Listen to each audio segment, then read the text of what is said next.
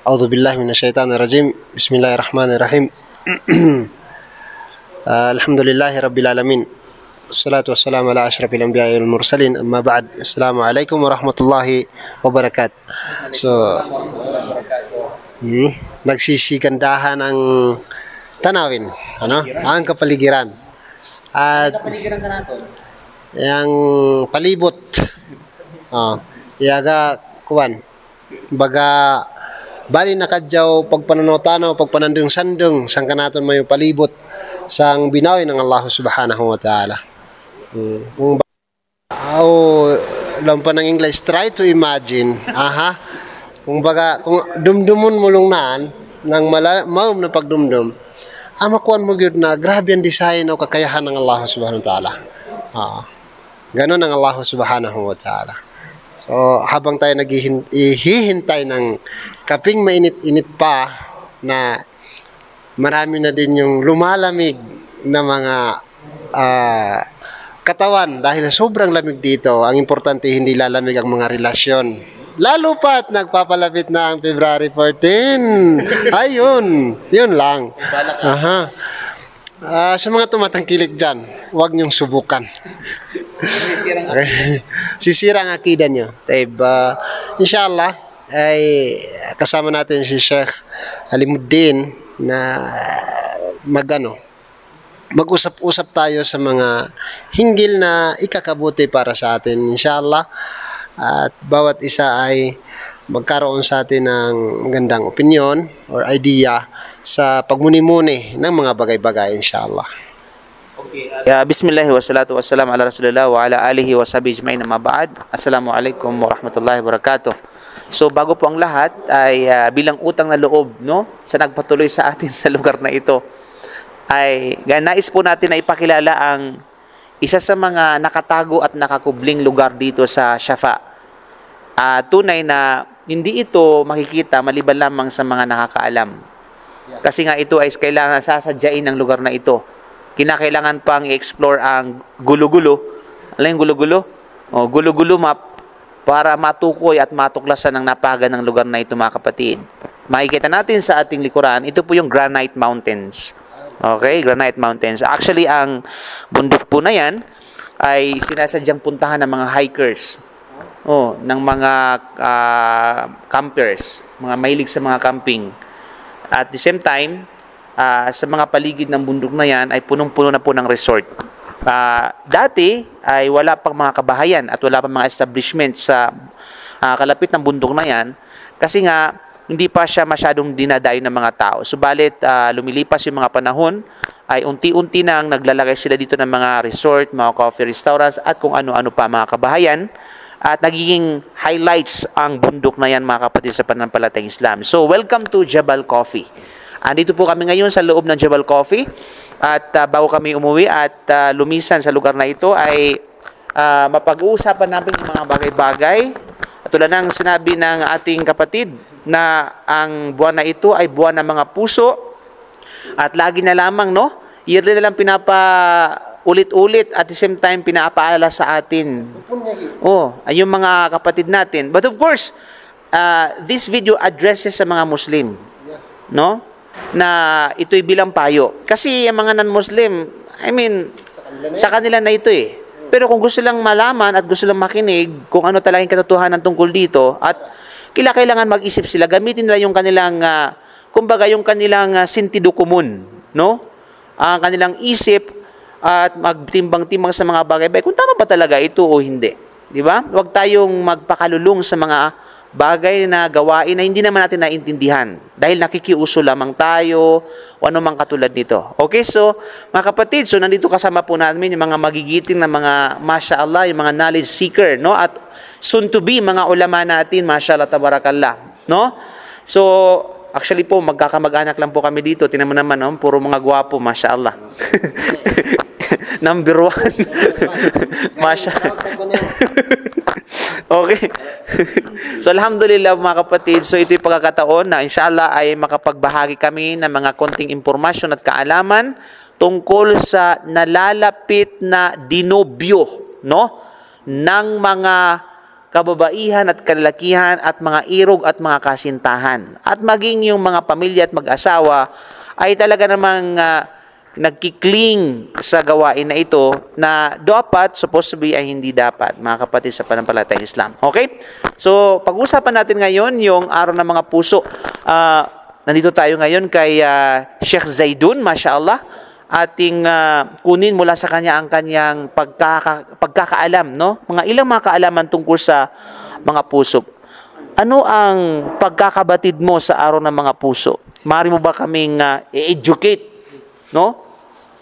May idea ka ba kung bakit yung mga tao nahuhumaling at ano yung simbolo ng araw ng mga puso at bakit puso at walang pusod, walang ilong, walang mata at walang balon-balunan?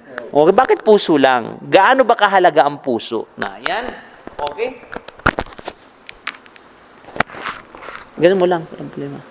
Ayan, para. Huwag mo lang pindutin tong kasi baka mata. Okay? Billahi samiyun alim minash shaitanir rajim. Bismillahirrahmanirrahim. Assalamualaikum warahmatullahi ta'ala wabarakatuh. Assalamualaikum warahmatullahi. Una-una sa magko-comment ko doon sa araw ng puso kasi hindi talaga ako expert dyan sa mga araw ng puso kasi isa lang yung puso ko eh. Yun yung tinatawag sa Arabic na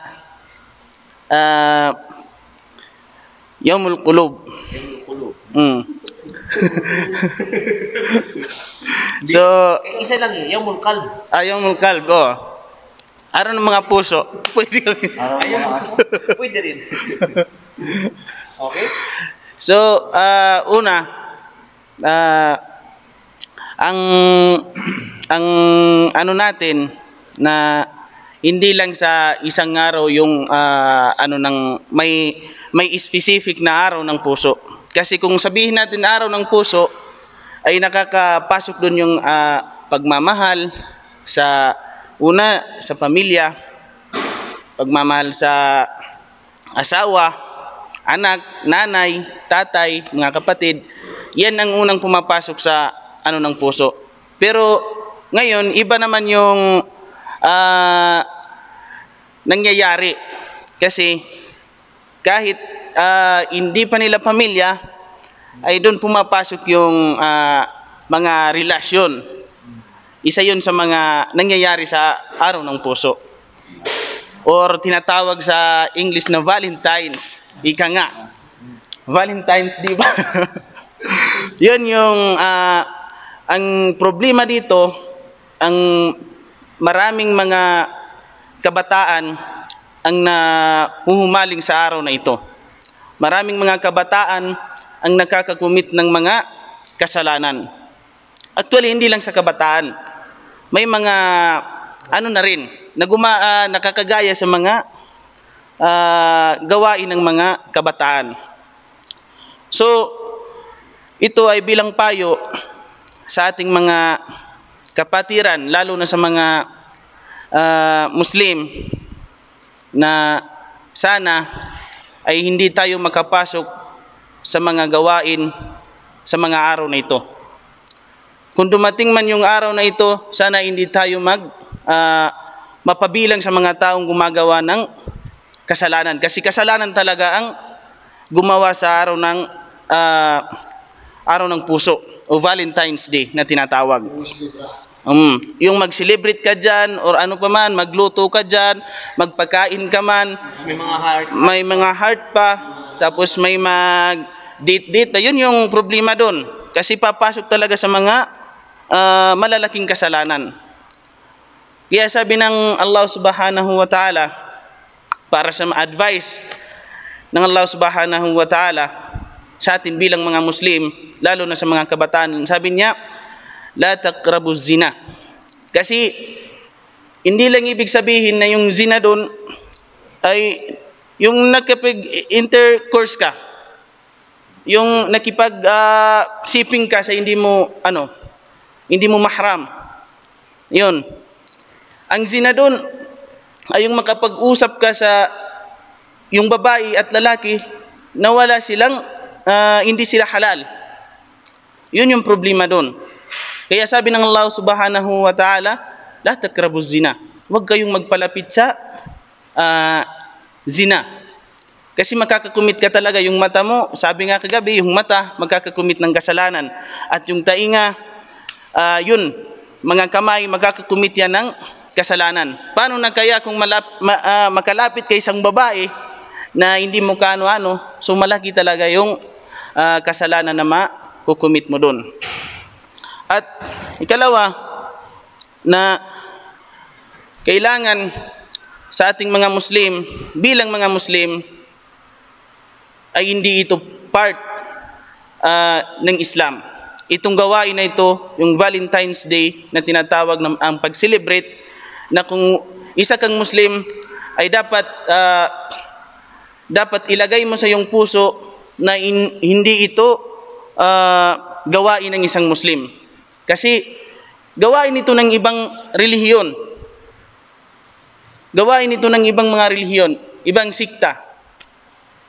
Kaya sabi ng Rasul sallallahu alaihi wasallam, man tashabbaha biqaumin fahuwa minhum. Sino, sabi niya, yung gumaya, kasi yung Valentine's ay hindi ko doon sa mga Kristiyano ba ito? Gawain ng mga Kristiyano. Kaya sabi ng Rasul sallallahu alaihi wasallam, man tashabbaha biqaumin fahuwa minhum. Sino, sabi niya, ang gumaya sa isang nasyon, fahuwa minhum, ay kabilang siya dun sa mga nasyon na yon. Ibig sabihin, kung ikaw ay nakakagawa ng kasalanan, ay gumagawa yung nasyon na yon ng kasalanan, ibig sabihin, mapapabilang ka sa mga taong makasalanan. Kaya mga kapatid, sa Islam, yun ay payo lamang, una-una sa sarili ko at sa pamilya ko at sa mga Muslim na nagkiklaim na bilang sumusunod sa utos ng Allah subhanahu wa ta'ala. Kaya may yung isa na sabi ng Rasul sallallahu alaihi wasallam, almar'u ma'a man ahabba yawmal qiyamah. Ibig sabihin, may mga tao kasi na yung mga kabataan na nakikigaya lang sa mga kapwa nila kabataan. Example, may barkada ako at yung barkada ko ay gumagawa ng ganong bagay, nakikipag-date sa hindi niya nakikisama sa mga hindi nila mahram, yun ay nakukuha din niya, na-adapt niya dun sa isang tao, na-adapt niya dun sa isang barkada niya, na-adapt niya sa katulad niya, binata. So sabi ng Rasul sallallahu alaihi wasallam, almar'u ma'a man ahabba yawmal qiyamah. Ang tao, sabi niya, ay kasama niya kung sino yung taong kinagugustuhan niya. Ibig sabihin, kung ang tao na kasama mo dito sa mundo ay yung kinakasama mo, yung mga barkada mo ay gumagawa ng kasalanan, pagdating sa araw ng paghuhukom, sila din yung mga taong makakasama mo. Iyadan billah. Kaya mga kapatid, sa pananampalatayang Islam, dapat natin una-una ituwid natin ang pananampalataya natin sa Allah subhanahu wa ta'ala. Yun ang gawin natin, at mag-ingat tayo sa araw na ito na darating, kasi isa ito sa mga sa utos ng Allah subhanahu wa ta'ala. At ikalawa, layuan natin ang mga bagay na hindi bilang sa pag-ibada at hindi utos ng Allah subhanahu wa ta'ala mula sa Quran at Sunnah ng Rasul sallallahu alaihi wasallam. So doon na lang siguro, inshallah, kasi marami pa yung magsasalita, lalong-lalo na yung itong magulang ko, isa ito sa magbibigay ng mga advices, kasi siguro na-experience din niya siguro. Sabi nga, the best educator is the experience. Yun. Siguro magbibigay siya ng mga hininto ang payo, insyaallah ta'ala. So doon na lang. Assalamualaikum warahmatullahi ta'ala wabarakatuh. Maraming salamat sa khutbah. Mashallah, tabarakallah. Mashallah, tabarakallah. Yun. Mashallah. So, dapat natin alamin yung bago tayo gumawa pala ng mga bagay, Sheikh, na hinggil sa may tinatawag na kaibat na paniniwala, is dapat natin alamin kung saan ito nagmula at sino ang nagpasimuno nito. Baka hindi natin alam is nakaano na pala tayo sa bitag nila.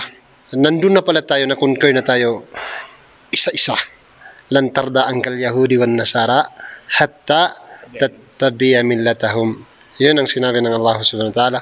So, bagamat ganun pa man, is kailangan natin aralin yung tamang paniniwala, Sheikh. Mashallah. Okay, actually ay sa totoo lang mga kapatid sa panampalatayang Islam, nakakapagtataka lang ba? Ito siguro napapansin natin na kapag mayroong mga specific na selebrasyon ang mga non-Muslim, pangkalahatan, maraming mga Muslim ang nahuhumaling. Marami mga Muslim na nakikisabay. Marami mga Muslim ang nakikiuso. Yan ang nakakalungkot. Diba? Yan nakakalungkot. Subalit, kapag meron tayong specific na celebration, sila hindi nakikisabay sa atin. Diba? Napapansin mo yon? Ilan lang. O ilan lamang. Pero yung eagerness na makikisabay, hindi mo makikitaan yan sa mga non-Muslim. Hindi ba preparado? O kapag nag-Eid tayo, halimbawa, diba? Eid al-Fitr sa Eid al-Adha, walang makikita mo. Although, may mga ibang ilan nakikisabay, kasi may maaring napilitan, umaring na alam mo yun, pakikihalubilo na lang. Pero yung eagerness talaga, nasabi natin, kasi let's celebrate, kasi nag-celebrate ganito, ganyan. No. Mayroon pang isang problema siya. Ando na nga celebration ng Muslim para sa Eid. Hinaluan pa nila ng celebration ng kuffar. Bakit? Imbis na Eid is ibada, pinasukan pa nila ng hindi kaya-aya. Nagbibidyoki. Bidyoke, inuman, di ba? Kasi nga, ang nasa isip nila, party. Di ba? Kasiyahan at katuwaan. Di ba? So, yun yung mga kapatid. Pero once na kapag nag-celebrate itong mga non-Muslim bilang pangkalahatan, makikita mo sa ilan sa maraming mga Muslim, mayroong eagerness talaga, naghanda, nangutang para lamang makabili ng mga cross.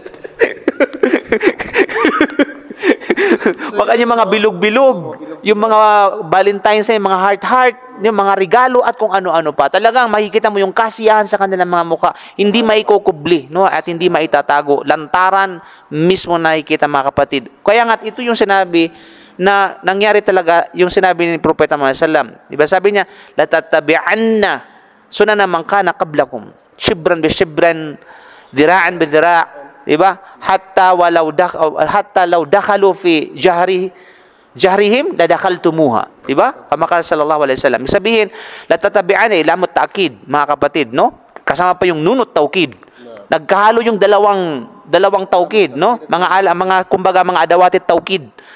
No, yung bang assurance, no? Yung talagang kasiguraduhan talaga, no? Emphasizing na talagang mangyayari talaga. At walang duda. Diba? Ma yantiqu 'anil hawa in huwa illa wahyu yuha. Propeta Muhammad sallallahu alaihi wasallam ay talagang nasasabi siya ng katotohanan at ito ay mula sa Allah subhanahu wa ta'ala, hindi siya nagsisinungaling. Diba? Tulad niya, diba?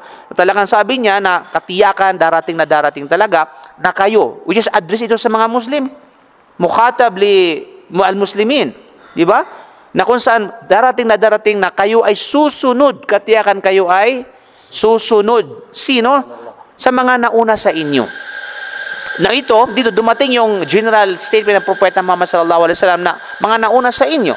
Di ba? Walang kung hindi binanggit kung specifically kung sino. Mga nauna sa inyo.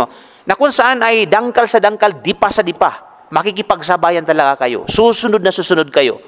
Okay? To be emphasized na talagang susunod kayo, binigyan pa ng metafora ng Propeta Muhammad sallallahu alaihi wasallam. Kahit na kapag sila ay pumasok sa kanilang lungga, no? Lungga ng bayawak, doon sila madadaan. okay? Susunod, alam mo yung mga susunod sa mga bibang. Sa lungga ng bibang o lungga ng sawa, di ba? Sa kanilang butas, pumasok sila, ay talagang papasok din kayo. Ganon yung amen. Ito yung, kumbaga, yung tinatawag na masasabi natin na metaphorical, no? Kumbaga, iskinaya, na talagang sunod-sunuran ang karamihan sa mga Muslim, sa mga hindi mga Muslim. Kaya sabi ng mga sahaba, man ya Rasulullah, sino yung mga sinasabi niyo po na susundan namin mga Muslim pagdating ng panahon, na kahit di pa sa dangkal sa dangkal, makikipagsabay niya mga Muslim, bubuntot yung mga Muslim. Subhanallah. Di makikita natin yan sa kapanahunan ngayon. Di ba? Alam mo siya. Di ba sabi na faman huwa, di ba? Sino pa ba? Di ba? Al Yahudu wan Nasara, faman. O ba? At siyempre, mga Hudyo at mga Kristiyano, sino pa ba? O, sino pa ba? Sabi ng Propeta sallam. Ay, walang duda mga kapatid sa pananampalatayang Islam. Kaya nung gagawin ng mga kufar, nung gagawin ng mga non-Muslim, Hudyo man o Kristiyano man, o maging sa ibang pananampalataya, di ba? Ay talagang susunod ang ilan sa ating mga kamusliman. Ito yung nakakalungkot, mga kapatid sa pananampalatayang Islam. Subhanallah. Kaya naman ay meron tayong sariling atin na dapat tangkilikin at meron sa kanila. Bakit tayo tatangkilik sa kanila pagdating sa usapin ng kaligtasan at pananampalataya? Di ba? Samantalang meron naman tayong guidance provided by the Allah subhanahu wa ta'ala and by the Prophet sallallahu alaihi wasallam. Di ba? Kaya nga iniwan natin ng Prophet sallam na kapag pinanghawakan natin ang dalawang ito, hindi tayo maligaw kailanman pagkatapos niya. Di ba? Walang iba kundi ang Quran at sa kasunod ng Propeta Muhammad sallallahu alaihi wasallam. Now, tanungin natin si Ustadz, no? Si Sheikh Radin. Yung meron lang yung tinatawag na bilang nandito na tayo, pinag-usapan na natin yung yawmul qalb, yawmul qulub, araw ng puso, para sa kanilang tafsir. Okay? Araw ng mga puso. Sheikh, ito ba ay mayroong na specific na araw o kailan na pwede lamang natin yun, i-apply sa ating sarili? Siya.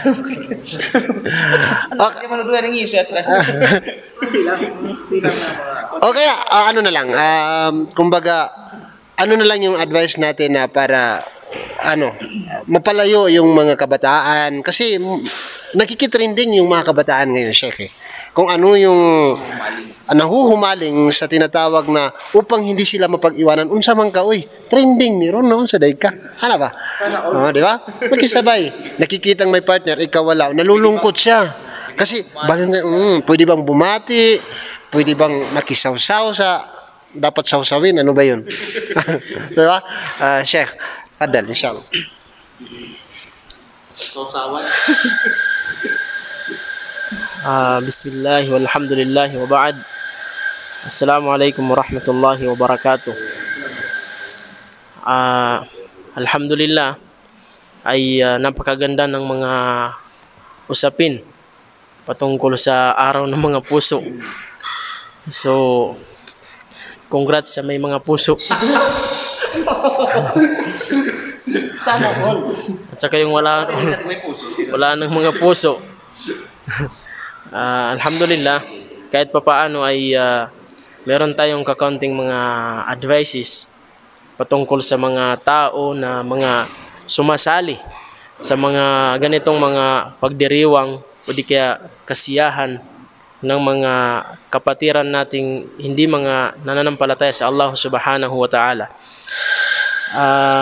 Isa sa mga dahilan kung bakit yung mga tao ay nakikisali sa mga ganitong mga okasyon o di kaya mga kasiyahan dahil unang-una ay lidha'fil iman, dahil sa kahinaan ng pananampalataya sa Allah subhanahu wa ta'ala, kung saan yun ang dulot ng kahinaan ng kanilang pananampalataya sa Allah subhanahu wa ta'ala ay yung kahit anong nakikita nilang maganda na kahit labag sa batas ng Islam ay sila ay sumasali. Kahit pa ay lahat ng mga ulama magkaisa na nagbabawal sa mga ganitong mga bagay, mga gawain, pero dahil sa hina ng pananampalataya nila sa Allah subhanahu wa ta'ala ay parang wala lang sa kanila yung mga aral, pagbabawal sa kanila ay ginagawa pa rin nila. Kasi itong mga usapin na ito ay hindi bago sa atin. Kung saan ay matagal na, nakailang dekada na ito. Every year ay dumadating yung araw na yan na kung saan kahit mga kapatiran nating Muslim na mas sila pa yung nangunguna. Ngayon, masakit isipin mga kapatid, ay sa panahon natin ngayon o di kaya sa mga buwan na ito ay nakakaranas tayo ng dinobyo sa ating lugar. Pero meron pa rin sa mga kapatiran natin na pinaghahandaan nila yung araw na ito. Hindi nila pinaghahandaan kung paano sila makarecover sa kanilang naranasan. Kung hindi ay parang pinaghahandaan nila yung araw na yan na kung paano sila makakabili ng mga regalo o di kaya sino yung ilalabas nila sa araw na yon o i-date nila. So, tayo mga Muslim, wala sa atin yan. Matakot tayo sa Allah subhanahu wa ta'ala. Mag-focus tayo sa ating din.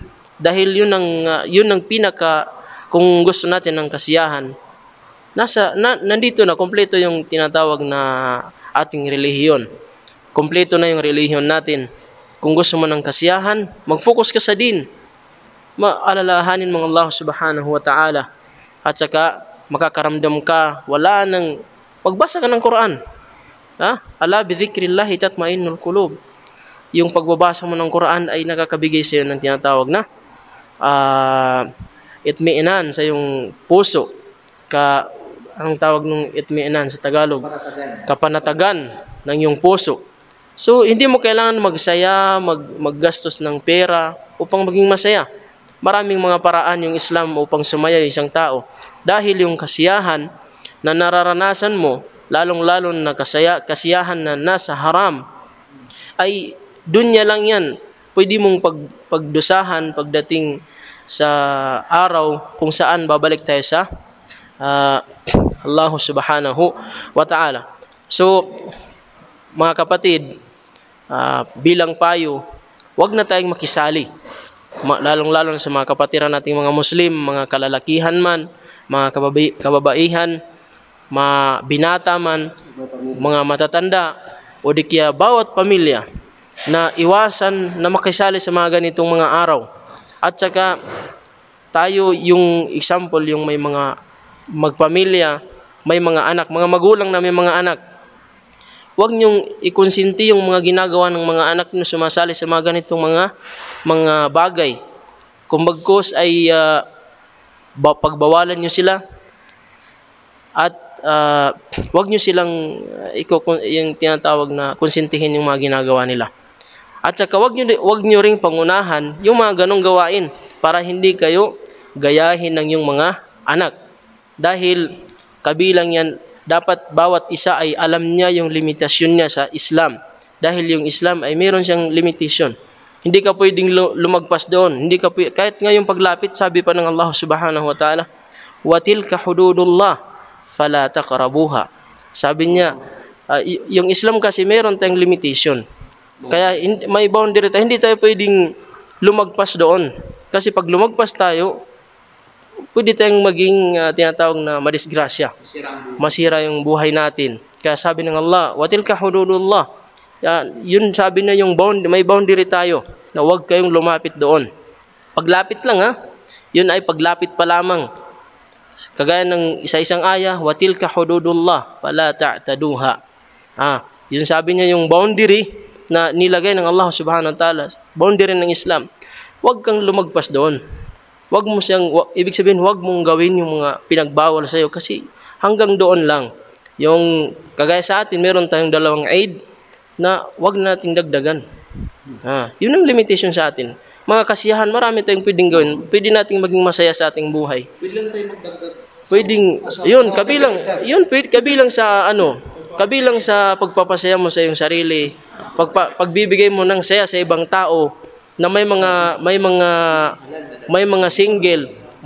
single na naghihirap, pasayahin mo, asawahin mo kung kaya mo. So yun. So yun mga kapatid, manatili tayo sa Islam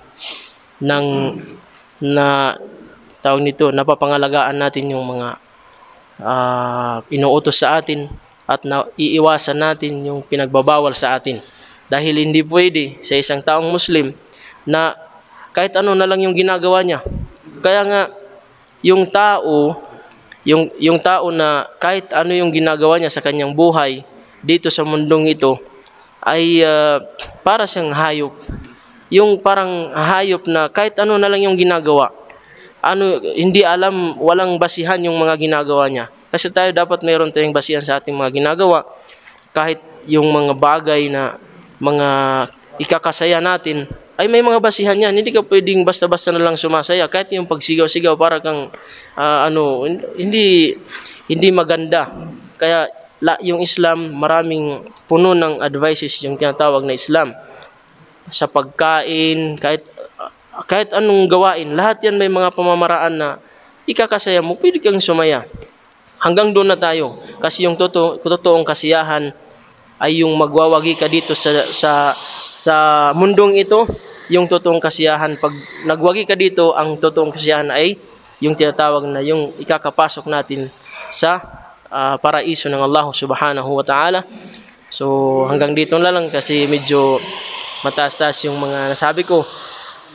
Syukran sa inyong pagkikinig at sana ay makapulot tayo ng aral kahit kakaunti at iwasan natin na makagawa tayo sa mga bagay na pinagbabawal ng Allah subhanahu wa ta'ala.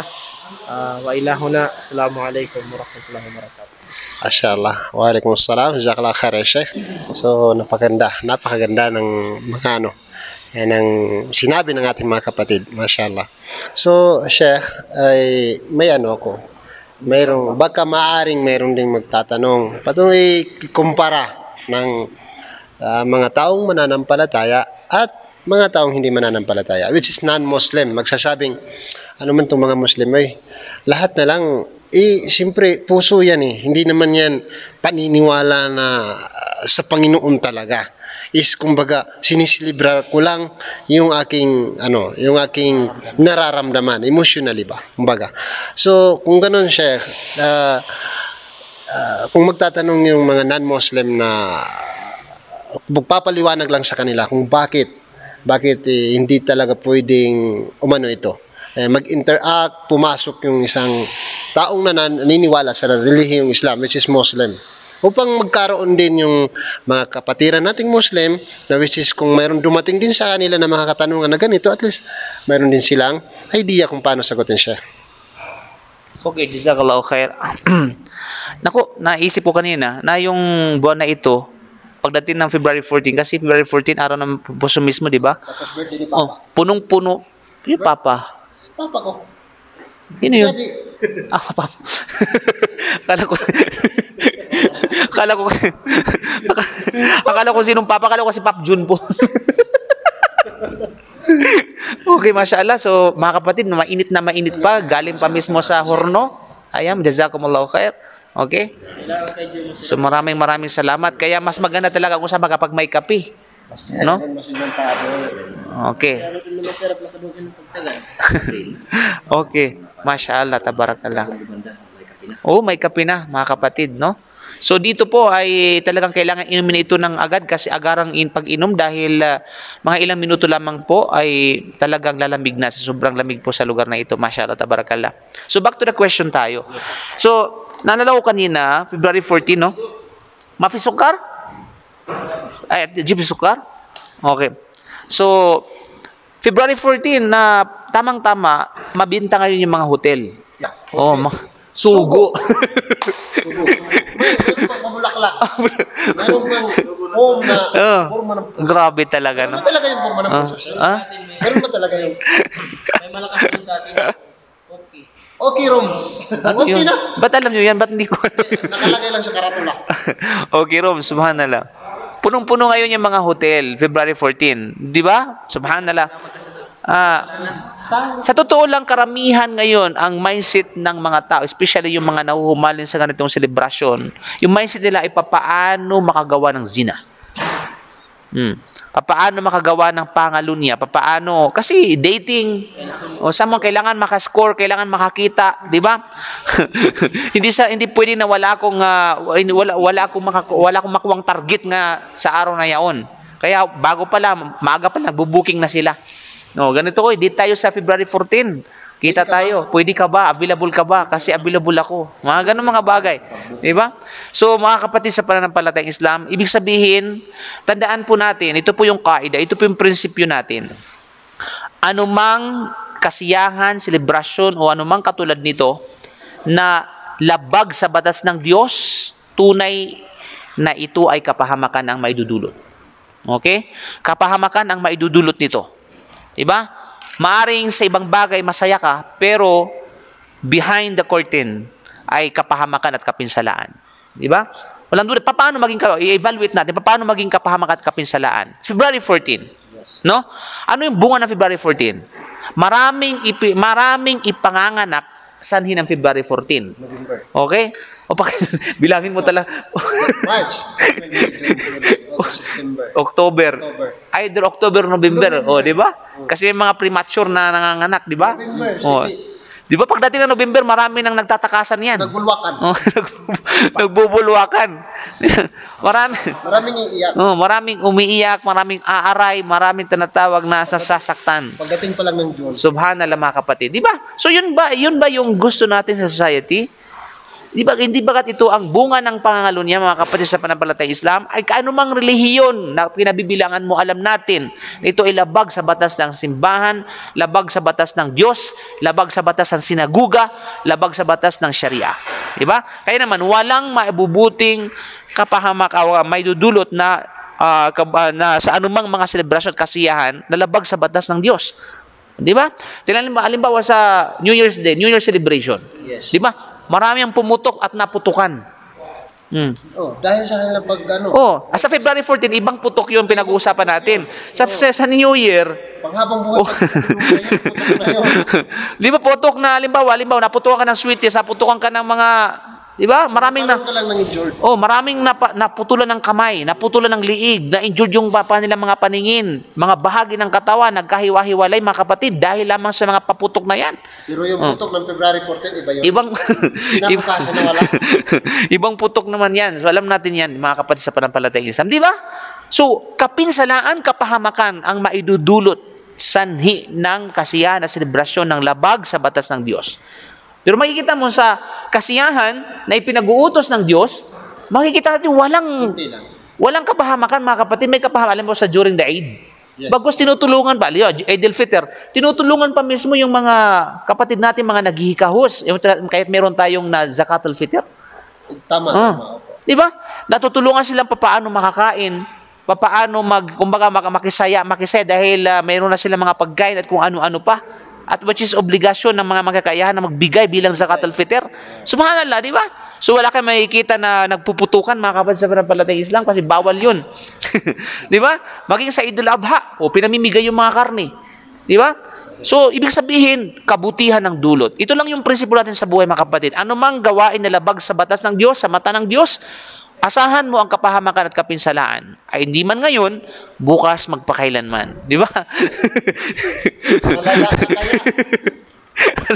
Pero kapag ito ay umaayon sa kagustuhan at batas ng Diyos, maasahan mo yung kaginhawaan, kapanatagan, tunay na kasiyahan, sukdulang kasiyahan mga kapatid sa panampalatayang Islam. Di ba? At kabutihan siyempre at gantimpala. Mashallah, tabarakallah. Kaya naman, pag pinag-usapan natin ang sabihin natin kasi total nakasentro naman ito sa puso eh. Kung pag-usapan natin yung puso mga kapatid, kung gaano ba kahalagang puso sa Islam. Siyempre dapat malaman. Di ba kasi that the heart is the central of your body in the king of your body. Sabi nga nila. Di ba? Ibig sabihin, sentro siya. At yun ang pinakamasilan at yun ang pinakamahalaga yung kung ano yung nasa gitna. Pero siya mayroon lang akong tanong. Mayroon din nagtanong sa akin. Sabi sa akin siya, may tanong. Sabi sa akin, nagtatalo yung isip ko at yung puso ko. Sabi ng puso ko, gusto ko pa. Ngunit sabi ng utak ko, gusto ko pa. Sabi ng puso ko, ayaw ko na. At sinabi din, vice versa. Dalawang tao kasi ito, sabi ng puso ko, gusto ko pa. Pero sabi ng mentally ko, ng utak ko, ayaw ko na. Sa ganun siyang situation siya, ano ang mananaig? Sino yung masusunod? Ang isip o yung puso? Alam mo mga kapatid sa panampalatayang Islam, nakakamangha yung dalawang bagay na ito. Mga internal nerve natin, yung puso at saka yung tinatawag na isip natin. Kaya sa banal ng Quran, di ba? Wahum qulub la yafqahuna biha.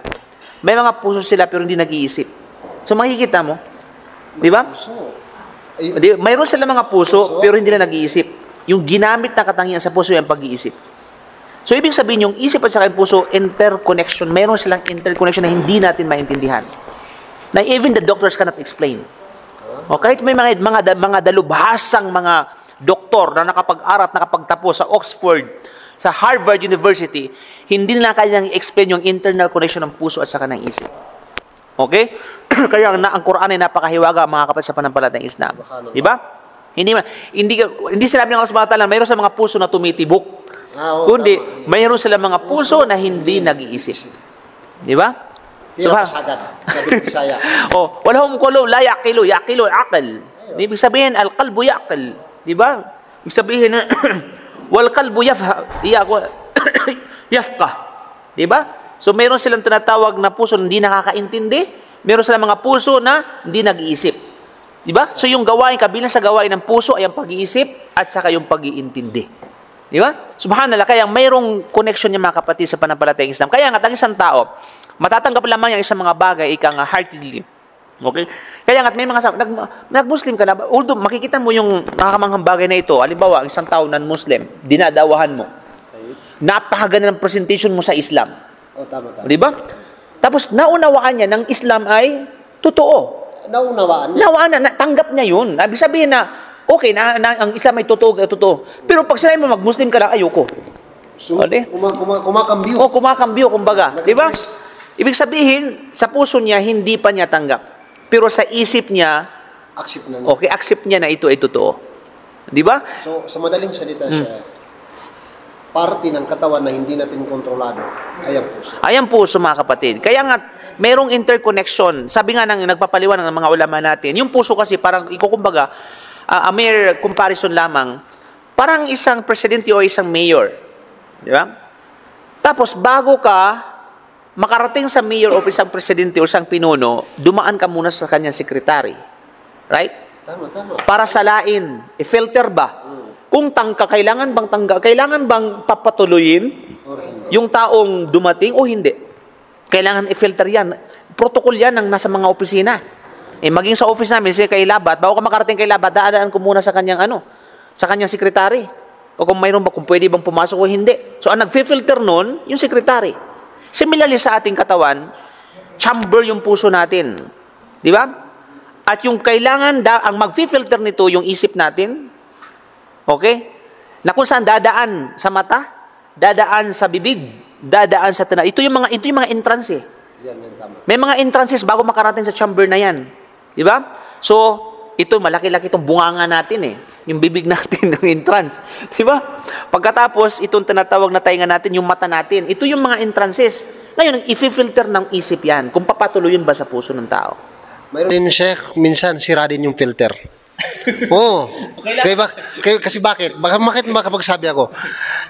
Nakikinig yung tainga, yun nga, nasabi si entrance, nakikinig dito sa kanan, pinapalabas sa kaliwa. Hindi naman lang pinifilter. So, ibig sabihin, hindi gumana yung filter. Sira. Pag hindi gumana, sira. At mayroon ding nakikinig, pero hanggang sa filter lang. Hindi na pinapatuloy sa puso. Pero ang pinaka-the best is yung nakikinig, pinagmuni-munihan, pinagnilay-nilayan, pinag-iisipan, at pagkatapos ay tinanggap ng puso ng bukal sa kanyang kalooban na walang pag-alinlangan. So, yun. Mashallah. Kaya nga mayroon ng, di ba sa banal na Quran? Walakin tu'mino, walakin lam tu'mino. Sabihin mo na sila yung mga Muslim, pero walakin lam, anong aya na yun? Nakalimutan ko yung aya na yun eh. Kalatil Arabu amanna, kul lam tu'mino, walakin kulu. Hindi. Maganda yung aya na yun eh. Okay? Sinasabi ng mga Arabo na aman na kami ay naniniwala.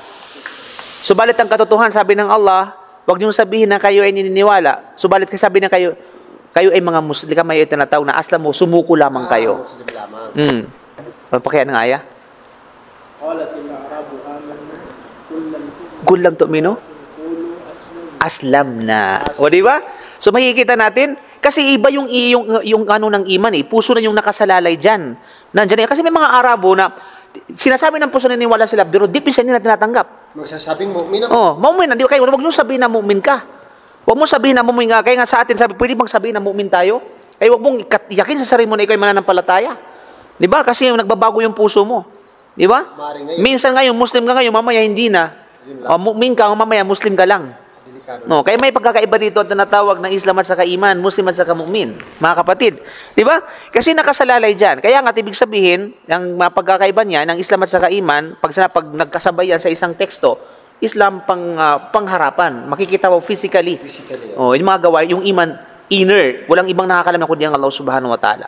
'Di ba? So yun ang mga punto natin dito mga kapatid sa pananampalatayang Islam. So bago tayo magpapasok sa chamber na ito, which is yung ating yung imbakan, ay tunay na i-filter out muna natin ito bago natin patuloy. Kung ano na yung dapat na sala, ano na yung dapat na patuloy natin sa ating mga puso. You know? So, katulad niyan, mga chismis na lamang, halimbawa, mga marites. So, bago mo ito paniwalaan, kinakailangan, ano iba, i-filter mo lang ano bang dapat paniwalaan. I-evaluate mo yung mga kapatid sa pananampalatayang Islam. Diba? So, ganun kahalaga yung usapin sa puso sa isa at pangangala. Kaya nga sa hadith ni Propeta Muhammad sallallahu alaihi wasallam, ano bang sabi niya? Inna fil jasadi mudgha.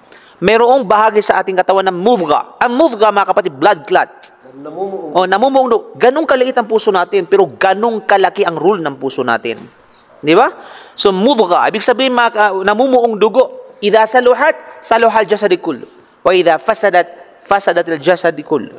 Okay? Ibig sabihin, kapag yung namumuong dugo na ito ay napabuti at nasa ayos, lahat ng bahagi ng katawan ay mapapaayos.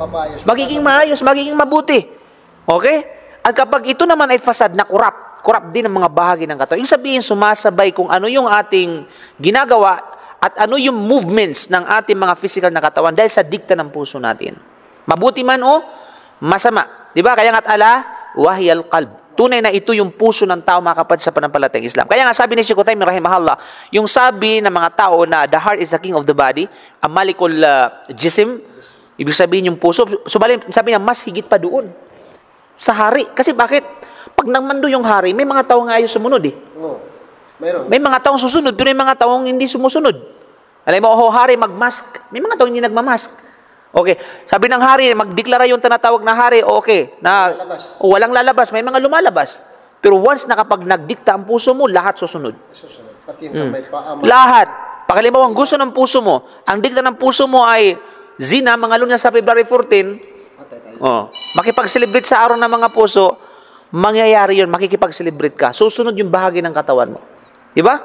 Ganon din, pag sinabi ng puso mo na magsala ka, di ba magsasala ka? Susunod yung bahagi ng katawan mo. Pag sinabi ng puso mo magzaka ka, susunod yung kamay mo. Pag sinabi ng puso mo na magzikir ka, susunod yung dila mo. Di ba? Pag sinabi ng puso mo na magbasa ka ng Quran, susunod yung dila mo. Pag sinabi ng puso na manood ka ng pornography, susunod yung mata mo. Kaya ganun kahalaga ang rules ng puso, mga kapatid sa pananampalatayang Islam. Kaya naman, ganun yung mga teksto sa Quran, sa text, paano pangalagaan yung tinatawag na puso, mga kapatid, dahil ito ay vital, no? Ito ay napakahalaga, no, na bahagi ng katawan dahil dito nakasentro yung pagsamba natin sa Allah Subhanahu wa Ta'ala, bagkus hindi tatanggapin ang ating mga gawain pagsamba kahit gaano ka perfect yung performance natin kung wala ang puso natin. At walang iba kundi yun yung ikhlas. Doon namumuha yung ikhlas, mga kapatid, sa puso natin. Doon na namumuha yung iman sa ating mga puso. Kaya ganun napapangalaga. Kaya sa araw ng paghuhukom, yung mga sikreto ng puso, may i-expose yan. Okay? I-expose yan ng Allah Subhanahu wa Ta'ala. Yung kasalanan ng tao na yung kinikimkim, no? Kinikimkim na pinakasikreto sa kaibuturan ng kanyang puso, ibubulgar at ipapakita yun ng Allah Subhanahu wa Ta'ala, maliban lamang sa kahabagan ng Allah Subhanahu wa Ta'ala. Okay? Pagkalasos, madaling salita, ang puso ay, kumbaga, mayroon siyang kakayahan na yung malaki ay kaya niyang paliitin at yung maliit ay kaya niyang palakihin. At yung puso ay, kumbaga, kaya sinasabi mo kanina na, ano bang susundin ko? Puso ko o yung tinatawag na isip ko? It's a kiss-to-kiss bis, mga kapatid sa pananampalatayang Islam yan. Diba? Kasi kawali pa, pag-uusapan natin ang tinatawag na pagmamahal. Diba? So, minsan, sabi na mahal ko siya, pero nagbibigay man naman siya ng kapatulan ng brother naman natin kanina. Diba? Nakakaawa. Diba? So, minsan, kinakailangan paganahin natin yung tinatawag na isip natin. Tapos minsan pa, dumating pa sa point yung mga sakit na mismo na yung sarili mo, kaya mo nang saktan. Dahil lamang sa pagmamahal doon sa isang tao na walang kwenta. Di ba? Subhanallah, yung ibig sabihin nun, sa ganung bagay, manaig yung sabihin natin, manaig yung ating isip. Di ba? At the same time, somehow talaga may connection dun sa puso, mga kapatid, sa pananampalatayang Islam. Kapag nanaig natin yung isip na yun, at in a certain thing, at binitawan natin yung isang bagay, yung pagmamahal natin sa mga bagay na yun, ay inshallah, mapapalitan ito, yung puso magiging tinatawag na sabihin natin magbabago. Di ba? Kaya nga, lagi natin pinapanalangin sa Allah subhanahu wa ta'ala, ya muqallibal qulub, thabbit qalbi ala dinik, o ala ta'atik. Di ba? O tagapagbaliktad ng puso. O baliktarin mo ang aming puso, ang aking puso, tungo sa pagsunod sa iyo at tungo sa pananampalataya mo. So, yun yung laging pinapanalangin ng Propeta Muhammad sallallahu alaihi wasallam na dapat natin i-apply din. Kasi ang Allah subhanahu wa ta'ala nagbabaliktad ng puso natin, mga kapatid. Ang Allah subhanahu wa ta'ala ang naggagabay sa atin, ang Allah subhanahu wa ta'ala ang nagliligaw sa atin. Iyadan billah. Kaya pala tinawag ito na puso, qalb, dahil yang qalib, yatakallabu fi ayil umur. Aywa. Diba? Inshallah, Katulad ngayon, halimbawa masaya tayo, mamaya malungkot tayo. Kasi walang walang katiyakan din. Mamaya malungkot. Ngayon masaya, malungkot tayo kasi wala pang sa pagdumating yung naging masaya tayo. Pagkatapos sa wala na, malulungkot na naman tayo. Ganun yung buhay. Pero huwag kayong malungkot kung wala kayong kadit sa February 14, ha?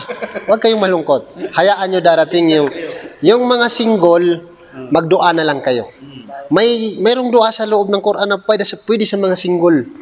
Shout out sa mga single. Single talaga yan. Basically. Single. Single fire? Masyaallah, kapatid. Napakatapang ng kape. Masyaallah. Kaya kang ipaglaban? Sa antok. Jor siya sala. Masyaallah. Okay, ano pa?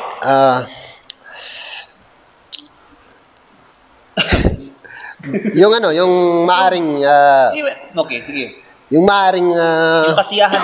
Kasi sabi nila kasi kasiyahan naman yun, di ba? Kasiyahan. Yung sabihin natin yung anong puso. Bakit bawal bang maging masaya? sabing tao lang, ginagamit yung reason na tao lang kami, mayroon kaming nararamdaman eh. Yun nga, yung reason na yun, at least siguro naman yung Diyos alam ng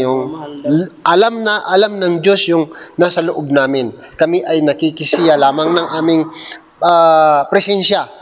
Pero nasa kaibuturan ng aming puso na yung baga tao lang kami. Tao lang ito. Parang katulad ito ng mayroong Sharh Shaykh Uthaymeen rahimahullah sa Arba'un an-Nawawi. Tungkol sa argument ng mga ilan sa mga tao tungkol sa iman na dahil sa hadith ni Prophet sallam al-imano at-taqwa hahuna tungkol sa taqwa. Sabi na at-taqwa hahuna. Tinuro niya ang kanyang puso. At-taqwa kasi ang taqwa daw dito sa puso. Minsan, ginamit ito ng mga taong arguments sa mga mangmang. Di ba? Istidlalan. Okay, bifi'lihi. No? Khilafan li syara'. Na kung saan, sabi nung tao, magsala ka. Sabi nung tao doon sa tao na ito, magsala ka. Sabi nung sinabihan na magsala ka, la, at-taqwa huna. Aha. Okay, matakot ka sa wala ka, magsala ka. Sabi na, at-taqwa huna. Sabi niya, sahi at-taqwa huna, mangkaalahada Rasulullah sallallahu alaihi wasallam. Totoo naman yan, taqwa huna. Kaya nga wala kang takot kasi hindi ka nagsalay. Di ba? Kasi kung ano ang laman ng puso mo, yun ang lalabas ng performance, which is yun yung lalabas sa katanatong na gawain mo. So, nangangahulugan na hindi ka nagsasala, wala kang takot sa Allah subhanahu wa ta'ala. So, yun. So, mga kapatid sa pananampalataya, ibig sabihin nun, mga kapatid, hindi pwedeng ikatwiran natin na tao lamang tayo, na mahina tayo. Hindi pwedeng ikatwiran na nakikisaya lamang tayo. Di ba? Nagsasaya lamang tayo. Ito ay pag-usapan ng kasiyahan. Hindi natin pwede ikatwiran sa harapan ng Allah subhanahu wa ta'ala. Sabi mo, ya Allah, dahil tao lamang ako, kaya ginagawa ko ito. Di ba? Hindi mo pwede ikatwiran sa harapan ng Diyos sa araw ng paghuhukom. Di ba? Na kung kaya dahil ikaw ay inutusan, ang batas ng Diyos, ang batas ng Allah ay napakalinaw. Ang problema sa iyo, ayaw mo mag-aral. Ang problema sa iyo, ayaw mong sumunod.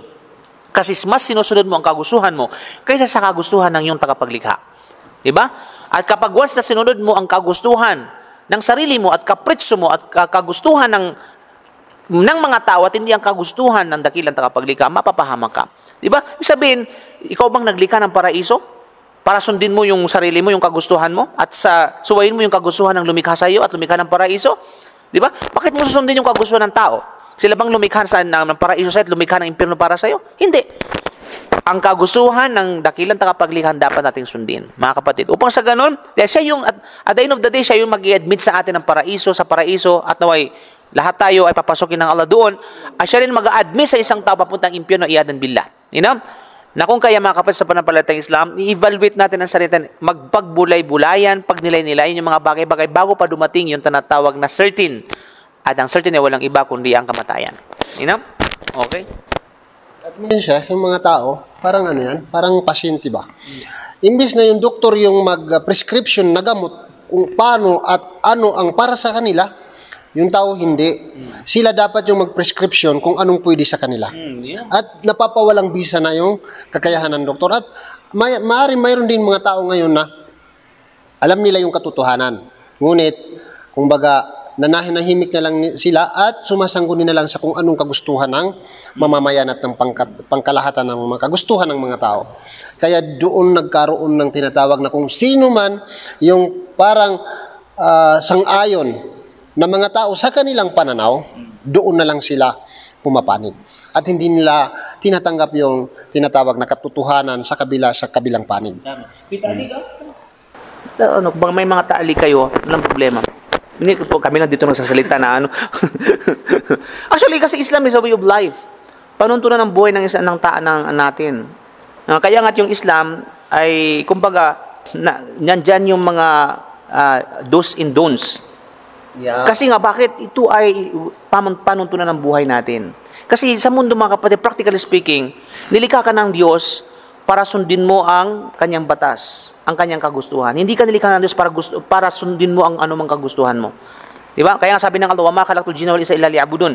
Ito po yung pinaka-ultimate purpose natin kung bakit tayo nilikha ng Allah ng dakilang tagapaglikha upang sambahin lamang siya. Yun po ang pinaka-ultimate purpose, upang sambahin lamang siya. Ibig sabihin, anumang bahagi ng ating buhay, anumang bahagi ng ating pagkakalikha sa atin, tangible or intangible, kinakailangan maitahqiq, maisakatuparan ang tinatawag na pagsamba sa Allah. Kaya nga sa Islam, pati pagdura mo, maaring kinakailangan gawin mong pagsamba ang pagdura mo. Di ba? Kasi yan ay bahagi ng pagkakalikha sa atin. Yung pagdura natin, yung pag-utot natin, yung pagtai, yung pagdumi, maging yung pakikipagsiping sa ating mga asawa, ay tinuturing na pagsambayan kung ito ay naisaayos at naaayon sa pamantayan ng Sharia. Diba? Kaysa bahagi ng pagkakalikha sa atin yan. Yung pagtulog natin, bahagi ng pagkakalikha sa atin yan. Diba, nagkailap at isikapin ng isang tao na yung kanyang pagtulog ay may tuturing na pagsamba sa Allah subhanahu wa ta'ala. Diba? Maging yung pag-amoy, mga kapatid, sa panapal, lahat ng anumang bahagi ng pagkakalikha sa atin, mga kapatid. Okay, yung paghakbang natin dyan sa labas, bahagi ng pagkakalikha yan natin. Kaya kung kaya, ito nilikha ng Allah subhanahu wa ta'ala, hindi para maglaro. Hindi para tayo ay kumbaga ay gawin ang anumang gusto nating gawin na alam natin na ito'y labag na sa batas ng Diyos. Di ba? Kasi meron tayong creator eh. Meron tayong, kumbaga, meron tayong provider. No? Merong nagbuhay sa atin at merong kukuha sa atin ng buhay, mga kapatid. Either you like it or not, darating ang panahon na tayo mamatay. Okay? At darating ang panahon na haharap tayo sa kanya sa tagapaglikha natin, mga kapatid, sa panampalatayang Islam. Kaya ito yung Islam eh. Islam is a way of life. Kaya nga sinasabi ng Islam na bawal ito, dito ka lang. Huwag kang lumagpas. Kasi bakit? Kasi nag-warning na. Bago pa tayo nilalang sa daigdig na ito, mayroon ang tinatawag na warning. Okay?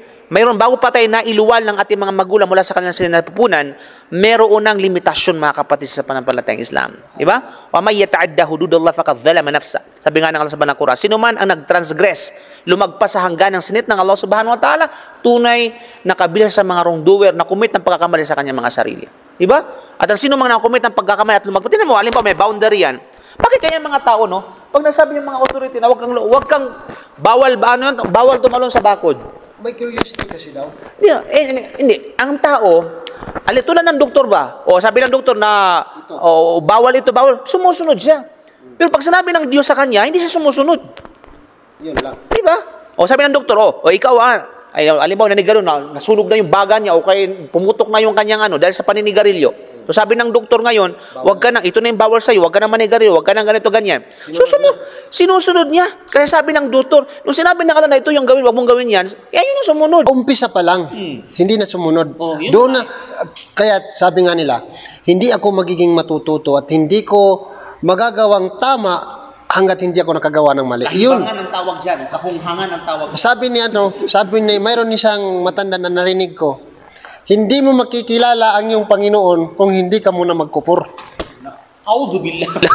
Yan. Astaghfirullah. Alam mo sa social media, nakikita ko. Narinig ko. Subhanallah. Yun ang pinakamatinding niya. Pagkaligaw talaga yung mga kapatid sa panampalatayang Islam. Di ba? Bigayan itakalo biga bigay resulta ni.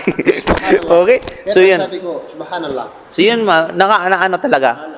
'Di ba? Pero alam mo yung pader na yun, sabi ng Saudi, bawal kang tumawid diyan dahil may kuryente. Iiwas siya ngayon doon. Hindi siya lalapit. 'Di ba? Pero ang sabi ng Allah Subhanahu wa Ta'ala, ito yung mga hudud. Nabanggit na kanina siya kanina, ito yung mga hudud, ito yung mga limitasyon. Kahit huwag kayo sumubra dito. Mga tao sumusubra. 'Di ba? So napakahirap sa isang tao na sumunod sa utos ng tagapaglikha niya, samantalang madaling sumunod sa kapwa niya. Mga kapatid, kaya naman, subhanallah, mag-isip-isip tayo mga kapatid sa panahon. Kasi walang duda, lahat tayo ay babalik sa at harapan ng Allah subhanahu wa ta'ala, haharap sa Allah subhanahu wa ta'ala sa araw ng paghuhukom. May dalhin natin yung pagkatakot sa Kanya. Kaya fatazawwadu fa inna khairaz zadi taqwa. Kayo ay magbaon sapagkat ang pinakamainam na baon sa araw ng paghuhukom ay walang iba kundi ang takwa, ang pagkatakot sa Allah subhanahu wa ta'ala. Okay? Para sa mga non-Muslim, i-discovered nyo yung yung Islam. Yung Islam. Dahil bakit? Sinabi kanina ng Sheikh, bilang bawat galaw ng isang taong Muslim na nananampalataya sa relihiyong Islam ay may mabubuting may dudulot. Pagdura, paglakad, pagtulog, saan ka makakita sa ganitong relihiyon? Yes. Na lahat ng yan ay makukonvert sa tinatawag na kabutihan. Di ba? Napaka-amis ng Islam. Lahat ng ito ay may katumbas. At kung tumaliwas naman, maliit man o malaki, lahat yan ay may tumbas. Kaya nga sinabi ng Propeta Muhammad sallallahu alaihi wasallam, "Al-jazaa min jinsil amal." Okay. So yung reward ay yung award o reward ng isang tao ay nagdidepende sa kanyang tinatawag na kabuuan ng kanyang ginagawa. So kung siyempre naman, pag nagtatanim ka ng saging, huwag kang umasa na bubunga yan ng mangga. Kung talagang saging din yan. Okay? So, nasa atin sa ating sarili, yun lang. Ano ba sa Tagalog yung batlong? Hindi mo. Bisaya lang yung makakarilit. Nagtanim ng saging pero pag batlongon. Kalagan lang pala makakarilit. So, yun. So, pag nilayan natin at evaluate natin yung ating sarili, kung ano ba yung mas mainam at kung ano yung kakabuti. Nawa ay magkaroon tayo ng tinatawag na idea para sa ating sarili at opinion na tahakin ang tama at i-accept natin yung katotohanan. Marunong tayo tumanggap. Masya Allah. Alhamdulillah. Tali ko, panghuling mga kapatid, yung mga kapatid natin na, okay, ano yung huling talik mo para sa ating pagwawakas tungkol sa for this video? Assalamualaikum warahmatullahi ta'ala wabarakatuh. Alhamdulillah. Wakasan na natin. Alhamdulillah. Yun, mashallah, napakagandang mga payo ni Sheikh Alimuddin na mula sa Quran at sunna ng Rasul sallallahu alaihi wasallam na kung tunay kang nananampalataya ay dapat mong panghawakan yung mga mabubuting utos mula sa Quran at sunna ng Rasul sallallahu alaihi wasallam. Kaya nga kailangan sa atin bilang alipin ng Allah subhanahu wa ta'ala dun sa nabanggit niyang aya, wa ma khalaqtul jinna wal ins illa liya'budun. Ginawa tayo ng Allah subhanahu wa ta'ala yung mga jin at mga tao bilang maggawa ng ibada, gawa ng kabutihan, bilang preparation natin sa pagbalik sa Allah subhanahu wa ta'ala. Kaya mismo yung Rasul sallallahu alaihi wasallam sabi niya, afala akunu abadan o abdan syakura, na kung kaya ang pag-ibada sa Allah subhanahu wa ta'ala ginawa ka ng Allah subhanahu wa ta'ala bilang taong magsusyukur sa Allah subhanahu wa ta'ala, umihingi ng mga kapatawaran sa Allah subhanahu wa ta'ala, gumagawa ng mga kabutihan para sa Allah subhanahu wa ta'ala, ang paggawa mo ng tulong sa din na para maiangat mo ang din ng Allah subhanahu wa ta'ala. Yun yung mga dapat nating gawin bilang Islam. At iwan natin yung mga hindi nakakabuti bilang tayo yung mga Muslim. Kasi ang Allah subhanahu wa ta'ala ay nakikita niya yung mga gawain natin. Maliit man yan o mga malaking gawain na sa Kanya ay kung mabuting gawain yun ay may jaza ka dun. May makukuha kang reward sa Allah subhanahu wa ta'ala. At kung gumawa ka man ng kasalanan, ay nakikita din ng Allah subhanahu wa ta'ala. Kaya mga kapatid sa pananampalatayang Islam, dapat unang-una sa lahat ay lalo na sa sarili ko, payo ko sa sarili ko na isa na para hindi tayo makagawa ng mga malaking kasalanan at mga labag sa utos ng Allah subhanahu wa ta'ala, ang una ay pasukin natin ang relihiyong Islam at pag-aralan natin ang relihiyong Islam. Doon, inshallah, doon mo marirealize na yung Islam pala, ito lahat pala ng utos ng Allah subhanahu wa ta'ala sa Islam o sa relihiyong Islam sa mga taong mga Muslim ay wala palang hindi pala mabigat sa tao at hindi labag sa Panginoon na Allah subhanahu wa ta'ala. So, dyan na lang siguro kasi marami pang magsasalita. Si Sheikh Radin, isa pa yan magbibigay sa atin ng inshallah ta'ala. So, naktafi bihadal qadar. Assalamu alaikum wa rahmatullahi ta'ala wa barakatuh. Pag nagkukutba niya doon, magkatagalog yun doon. Talik. Ha? Asal ka lang. Ta'alikul mukni. Kaya mo kulo. Syarhul mumti. Hanabi na.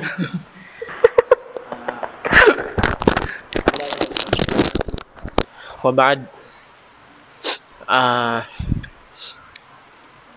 yung panghuli ay marami na tayong napag-usapan patungkol sa araw ng puso.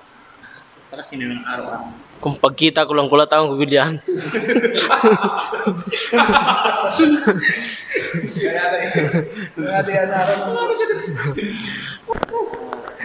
Naning advice mo sa mga kalaga nato na kuan.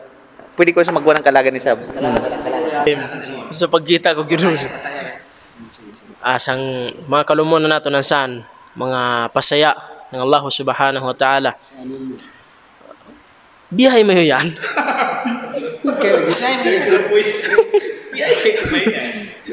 Nagada ka mo. Seryoso, bali malumon sa agam Islam. Kariko ng mga bagay na pigayin ng naton mayon na piga kwenta yan, kariko san piga balansi kanaton ng Allah subhanahu wa ta'ala na matagbis man madakwa piga balansi ang kanaton ng Allah subhanahu wa ta'ala. Agaw-sagaw dapat kuwang kita magpanigurado kita sa kanaton mayo piga inang sabab sang pwede mahitabo na yang yamainang naton mayo yang kapugunawan ng mayat niya mainang naton mayo nang ito yung dakwa na mabalansi pagdatong sang alaw ng kiyama na ito yung baras ng mayat na ininang naton mayo ito yung pagkadusanta sang alaw ng kiyama. So kung gusto mo yun ng pagmamahal, umanap ka ng pangit at ibigin mo ng tunay.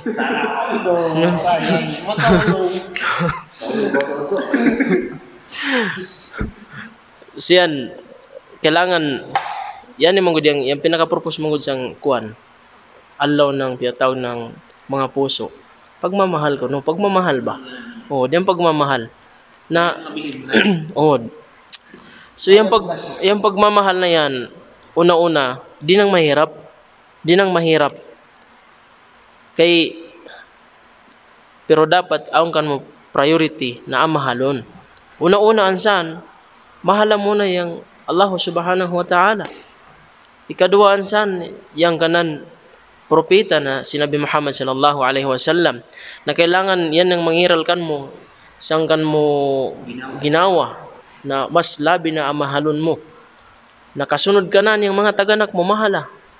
Na yang kan mo mga pamilya, yang kan mo asawa, yang kan mo ikadua na asawa. Ato kung aon man. Na awyan kan mo mga anak. O kariko ng mga kalumunan mga kaislaman, mahala silan. Pero ayaw pagbutangi ng alaw. O ay pagbutangi ng alaw na to ko lang sa pitsa 14. Kalat sa man nang yamay nagad mo sang pitsa 13.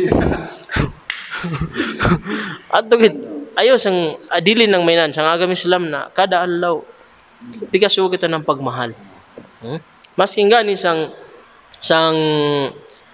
agama na sang pagpangagama na pagmamahal. Ang aya Sheikh na itong yung ahbab ta yung itong sang aya na kung karingon ko ito na aya. Balik kung mahalay ang kung mahal mo yung tiyatawag na Rasulullah. Okay. Kul in kuntum tuhibbuna fattabi'uni. Yun, nginto na ya. Kul in kuntum tuhibbuna Allah fattabi'uni yuhibbukum Allah.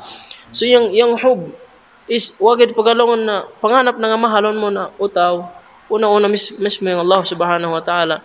Kung yung mamaratiyaya ka sa Allah subhanahu wa ta'ala, kul in kuntum tuhibbuna Allah. Kung paglongan niya Muhammad, kung yung kaon mayo na ya mahal mayo yung Allah subhanahu wa ta'ala, kul in kuntum tuhibbuna Allah fattabi'uni. Sunod naman yung pigatawag na Propeta Muhammad sallallahu alaihi wasallam yang kanan piga indo gamit yung kitab ng Allah subhanahu wa ta'ala. Yung kanang mga sunnah na yan yung pagmahal.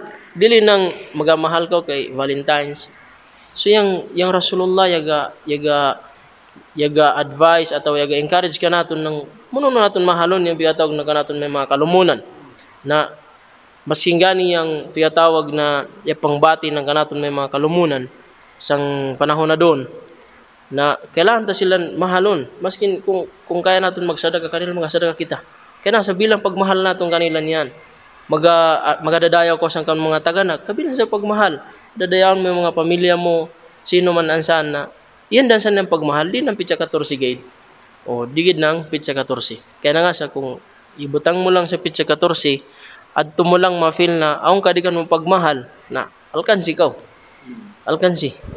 Kay May konting katanungan ako, Sheikh. Konti lang. Sige. Halimbawa, Sheikh,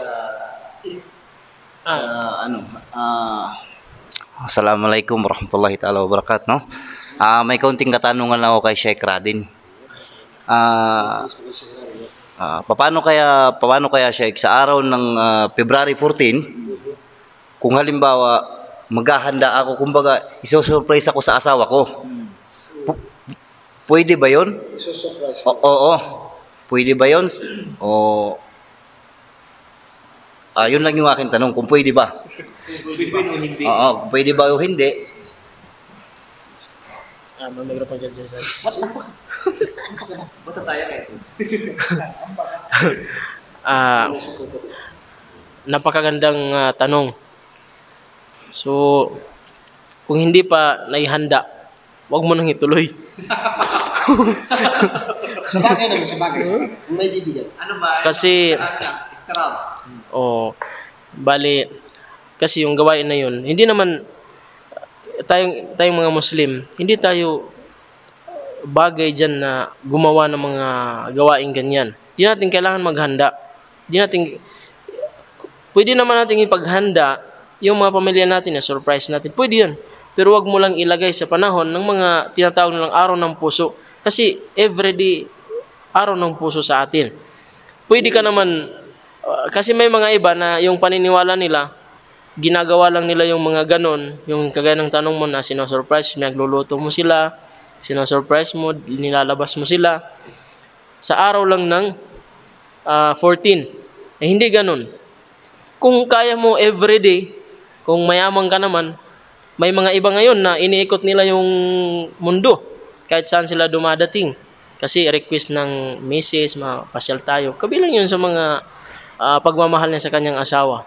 So kung ilalagay mo lang sa February 14 yung pagmamahal mo, sayang yung hago mo ito pagpano-pano ng kadagan na alaw.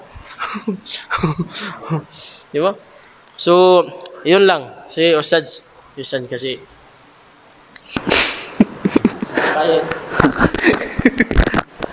So, totoo yan mga kapatid, no? Kasi, okay, magbigay tayo ng idetalyado natin. Maaaring mangyari yon pero not intentional. Paano mangyari yun? Halimbawa, hindi niya alam na February 14. Tapos, nakalimutan niya February 14. At the same time, gagawin niya yun dahil sa February 14. Halimbawa, nagkataon lang ba? Nagkataon. Walang problema kapag nagkataon na without unintentional, hindi niya alam na yun ay February 14. Okay? At yung puso niya ay hindi nakikiayon doon sa February 14. Yun yung mga dabit, kumbaga. Tapos halimbawa, ayun, gusto na, galing na sa trabaho, tapos gusto nang i-surprise yung kanyang asawa, nagkataon na February 14, wala sa isip niya na yun ay February 14. O, sa pag ganung mga bagay, walang problema. Okay? Paano naman siya? Pero yung nagpapalimot-limutan, Ay, ibang usapan naman yun. Kunyari nagalimot. Walang kunyari sa Islam. Oh. Halimbawa, kaya sa amin, OFW kami. Tapos umuwi kami ng Pilipinas. Okay. Kasi may surprise kami para sa asawa namin. Mm. Tapos, nagkataon na February 14. Mm. yun. Okay. So, magandang mga senaryo yan. Kaya una-una, babalik tayo sa principle ng Sharia na sinabi ng Islam, innamal a'malu binniyat. Okay? Lahat ng gawain natin ay nakadepende sa layunin natin. You know?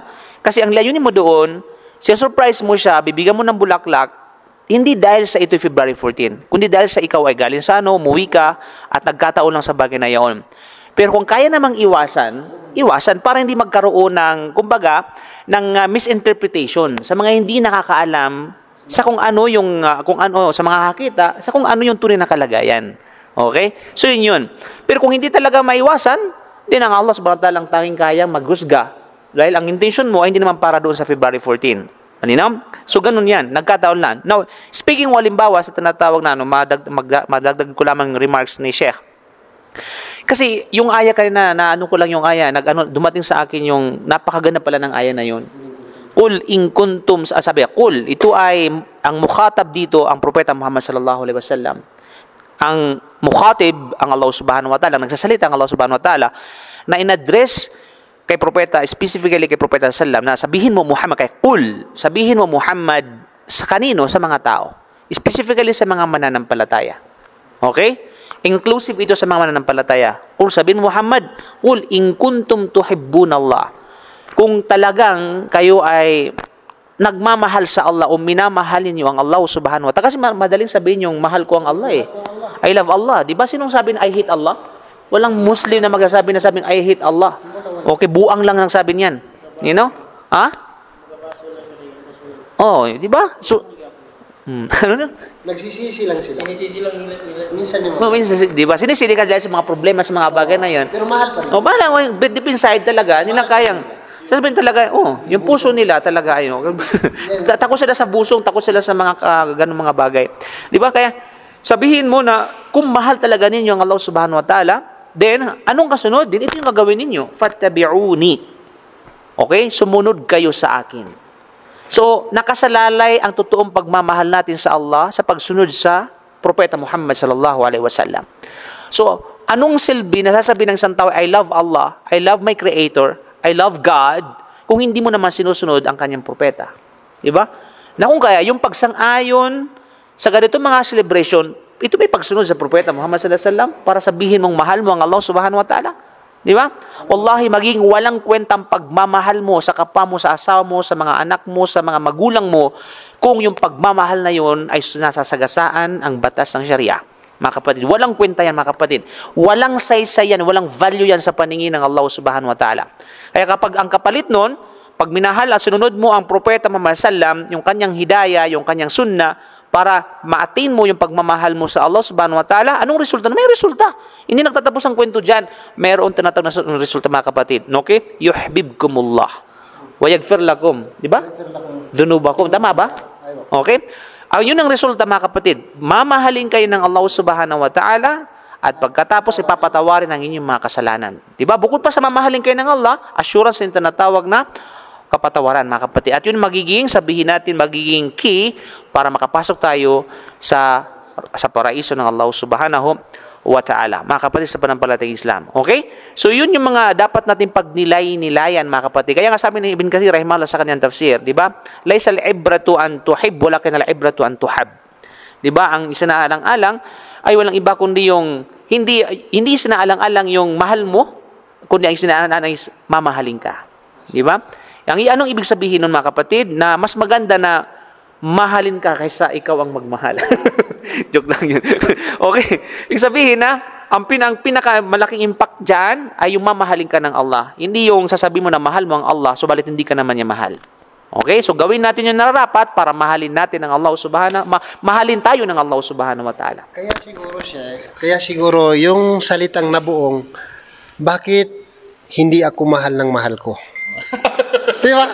May ganun, di ba? Do you hear that? Yeah, I've heard that many times. Ang saklap.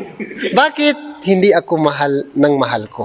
Kasi ibig sabihin, Mayroong mga instances na hindi nila nagagawa kung ano ang sang-ayon para sa kanila. para mahalin ka niya. Para mahalin ka niya. Do you think it? I believe you, magsasabi kang, mahal mo ako pero hindi mo ko pinapahalagahan. At hindi mo sinusunod yung aking kagustuhan. I don't believe that. Kaya sometimes you have to ask ourselves, no? Tanungin natin mga sarili natin. Di ba? Ako bisa sabihin, karapat dapat ba ako? Di ba? Pangit ba ako? Nagkapalit-palit ba ako? Pero, mga kapatid sa pananampalatayang Islam, sa kabila ng lahat ng paghidaya, pagbigay sa atin ng Allah subhanahu wa ta'ala ng ni'ma, na pinakamalaking ni'ma ay ang hidayah, gabay ng Allah subhanahu wa ta'ala, huwag natin ipagpalit sa mga araw na darating na kung saan ay sisira lamang sa ating paniniwala. Na yan ang sinabi ng Allah subhanahu wa ta'ala, inna hadaynahu sabila, imma syakiraw wa imma kafura.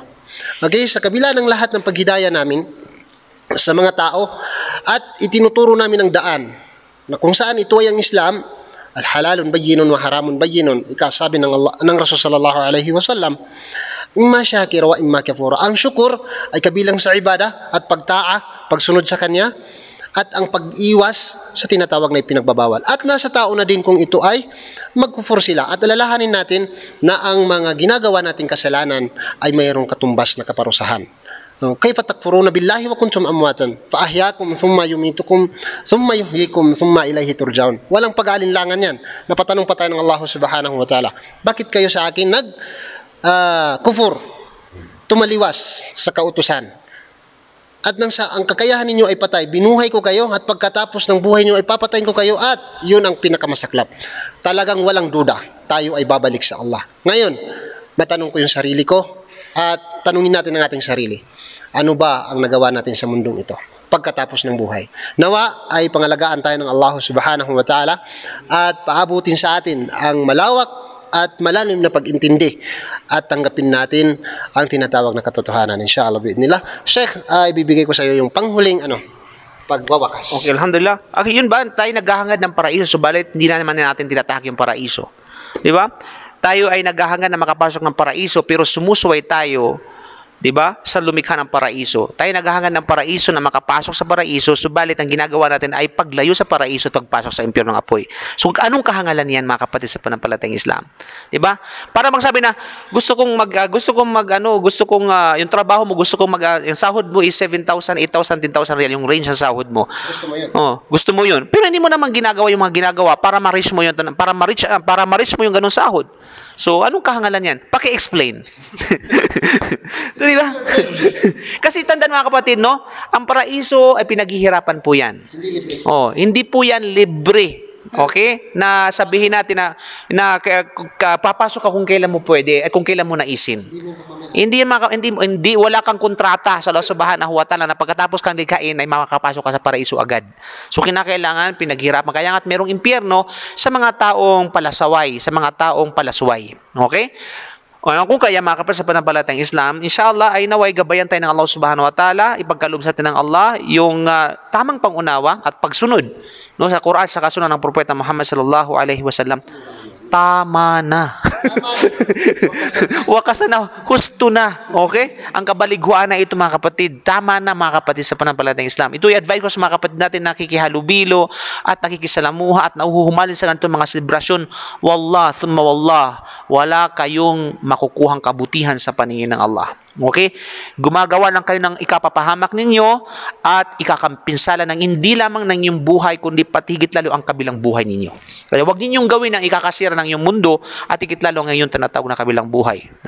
Hopefully, inshallah subhanahu wa ta'ala, igabayan tayo ng Allah palagi At lagi natin pinapanalangin sa ating pagdarasal, ihdinas siratal mustaqim.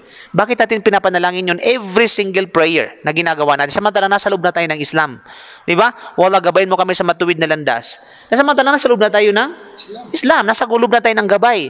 Kasi ang ibig sabihin nun, hindi lahat ng nasa loob ng Islam ay patuloy nasa loob ng Islam. You know? Kaya lagi natin hihingi ang gabay sa ating mga gawain, sa ating mga salita, sa ano mga tinatahak natin sa buhay. Nandiyan lagi yung tinatawag na guidance, no? Lights ng Quran at sa kasunod ng Prophet Sallam, at naway tawfikan tayo ng Allah sa mundo at higit lalo sa kabilang buhay. So maraming salamat po sa napakasarap na kape sa ating sponsor ngayon, Jabal Coffee. Mashallah, sa mga nagnanais po na bisitahin ang lugar na ito, inshallah, follow my bio sa ating link, no? Subscribe to our YouTube channel. Okay, ipin natin yung tinatawag na sa comment below sa ating caption po, yung location na ito. Inshallah subhanahu wa ta'ala, bilang promote, kasi actually mas maganda ito, lugar na ito kapag dapit hapon. Yes, yung sunset, makikita mo yung beauty ng kumbaga, sabihin natin ang bundok na yan, mga kapatid sa panampalatayang Islam, magical, kumbaga, kapag ito ay nasa dapit hapon, mga kapatid. Kaya naman, sa mga gusto bumisit sa lugar na ito, mga kapatid, just PM me, okay? Kung gusto nyo ng tour guide, walang problema, if the price is right, nandito lang tayo. Ayan, mga kapatid, no? So, asahan natin yan, inshallah subhanahu wa ta'ala. Okay, kontakin niyo lang po ako para bigyan ko kayo ng detalyado sa pagpunta rito, dahil po ay maliblib po ang lugar na ito. Talagang masinsinan yung pagpunta po rito. Diba? O, wala kang alam, maliligaw ka talaga. No? Ganon din sa pananampalataya. Pag wala kang alam, talagang maliligaw ka. Diba? So, maraming salamat po. Barakallahu fikum. Hope you enjoy and you learn something in a lot from us sa video na ito, hopefully. At nawa, inshallah, nagbigay ng enlightenment ito sa mga ilang mga bagay. Inshallah subhanahu wa ta'ala, naway tanggapin ng Allah mula sa atin. Barakallahu fikum. Subhanahu wa bihamdik. Asyhadu an la ilaha illa anta astaghfiruka wa atubu ilaik. Assalamualaikum warahmatullahi wabarakatuh.